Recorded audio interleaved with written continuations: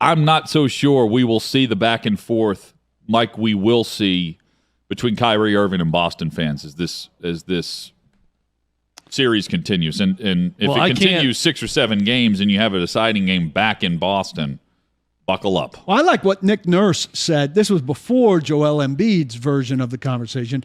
And Nick Nurse probably tamped it down. But he said, if you keep fouling me, I'm going to keep hitting free throws. And I said, you might have to. That's the kind of banter that I like. Yeah. Now, Embiid said, I told you to, what did he say? Stop fouling me. No, he said Stop bleeping about fouls. Calls. But he said it like, stop talking about fouls. Even stop whining about Embiid said it in a very polite way. He said, look, he's a great coach.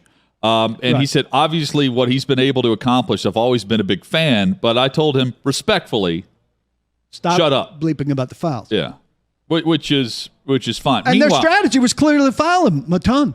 There's a lot more hate going on between Kyrie and, well, you could say any fan base, but specifically Boston where he played. And Chad, I know you wanted to pick up on the fines, the double bird, and everything in between. I want to get into this. This falls under the people that believe everything is racist category.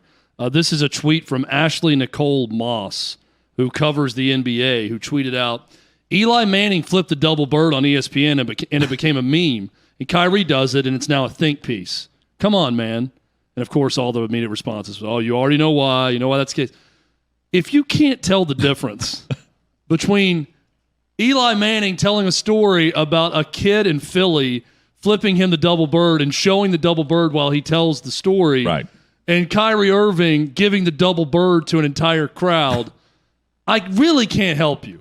These are not the same things at all. And I don't care about Kyrie Irving flipping a double bird behind his head to the crowd in Boston. Also, I'm not someone who believes it's a think piece on, the definition of the middle finger and the bird and all that. But give me a break. I mean, I'm with you. And why do we treat people like they're stupid? Yeah, and this is an agitator that leads to more things.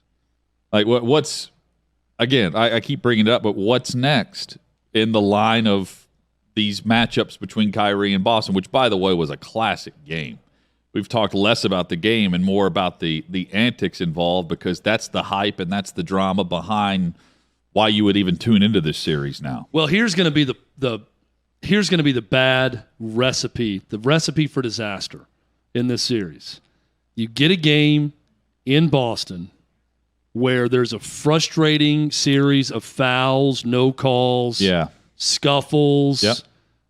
The Boston crowd is getting aggressive, pissed at the officiating, and Kyrie Irving is letting them hear it every time that there's a controversial no call or something happens, and he's getting more and more into it, and then you reach a boiling point and something happens. Something happens where someone throws something at Kyrie Irving. That's what the league wants to avoid more than anything. Malice in the palace. Someone does something from the crowd that sparks Kyrie Irving to go after the person or say something back that leads to more people getting involved, and then you have a situation. Not unlike Tennessee Ole Miss this year, where it was the perfect storm of Lane Kiffin coming back, inciting the crowd with fake injuries, mixed with the crowd being frustrated over a touchdown being called back, mixed with the crowd getting frustrated over not getting a first down on a fourth down. It can lead to that. Mixed with, all this stuff going on, and then stuff gets thrown on the field because idiots can't contain themselves, and they're going to get worked up. But it took the perfect recipe of all these things happening to lead to that incident.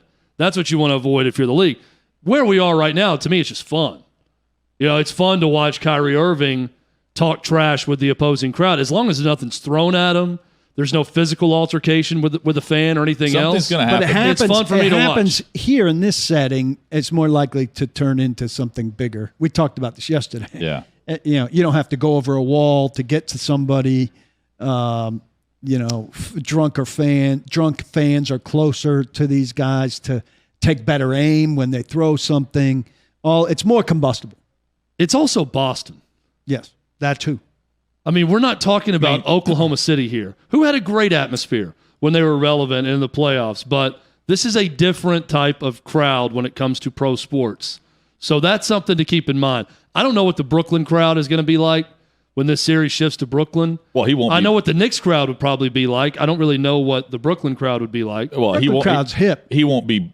They don't have time. I don't think he'll be blazing the middle fingers at a home crowd. No, but I'm saying if the Celtics were to Counterparts. return volley I don't some know of the if players, they do and it gets heated there. It's Kyrie and the former teams. Back in January of this year, he was fined $25,000 for heckling a fan in Cleveland, where he walked by and said, "Got y'all a championship, and mother effer's still ungrateful."